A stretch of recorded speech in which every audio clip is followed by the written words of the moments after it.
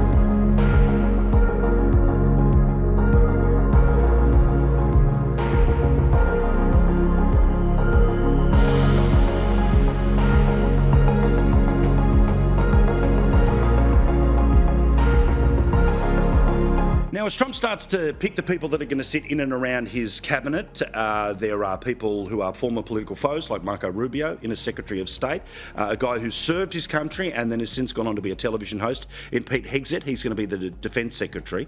But there's some talk about a purity test that basically only the most MAGA of MAGA people will be invited to play at the start of the administration. So how do you feel about the purity test? Oh, yeah, and how do you feel about Kristi Noem, the South Dakota governor? She's, of course, going to be the Secretary for Homeland Security, which, from an Australian perspective, are the people who pat you down at the airport. Oh, yeah, and she's the puppy killer, the one who shot a puppy in the face.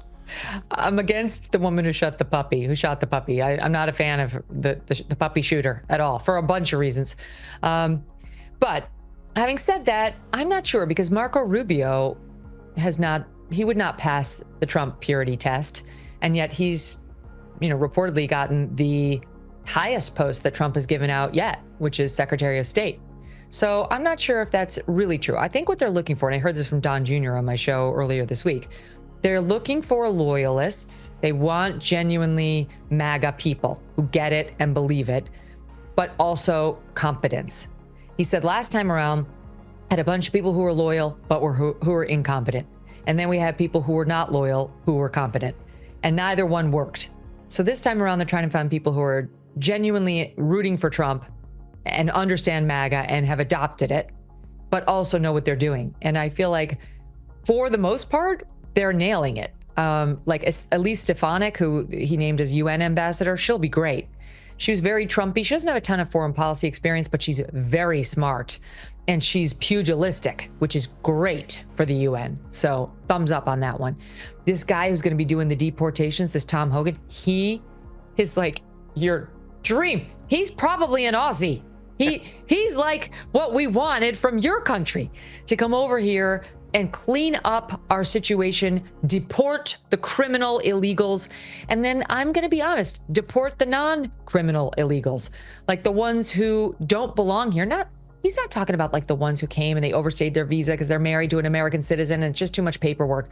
You know, we're talking about the flow, the 20 million, 10 to 20 that came into this country over the past 4 years. I'm sorry that you believed you had a right to be here. You don't. You don't. I think about my nephew. My nephew's American.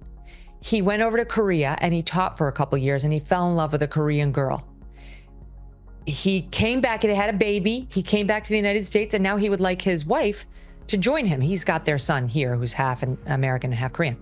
And you would not believe the number of hoops that his wife has to jump through. It's insane what they're making. And she's a lawyer, she's a professional, what they're making. But we're supposed to just say to all these people who sneaked across the border from Venezuela, you could stay. We're good. Never mind. We're not going to actually sick the deportation czar on you. Forget that. He is going to come for them after he prioritizes the criminals. And most Americans are fine with it. We deported 3 million people under Barack Obama. So I really don't want to hear it. I think that's going to be a glorious thing in the Trump agenda. And I think so for the most part, he's nailing the personnel. And I think the Trump loyalist thing, that's important, but like total purity going back in time is going to be next to impossible to find.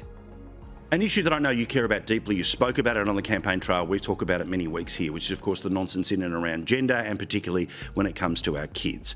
What's something that you want to see as hard action in the right direction from this administration almost from day one? Well, under Trump, in the first administration, it was the Secretary of Education, Betsy DeVos, who did a lot of good on Title IX revisions, which she was undoing what Barack Obama had done, which in summary, she was restoring women's rights, making sure that women were protected, but also making sure that young men had due process rights on college campuses. And then Joe Biden came in and completely rewrote Title IX to undo women's rights in a way that Barack Obama had not even done, and deprive young men of due process on college campuses. So we need Trump's, I don't know if it's going to be Secretary of Education. He says he's going to get rid of the Department of Education, which most Republicans would cheer, but it's complicated because some monies go to like special ed, thanks to that. Like there's certain things we like that we wouldn't want to get rid of. And those decisions will have to be made by somebody smart.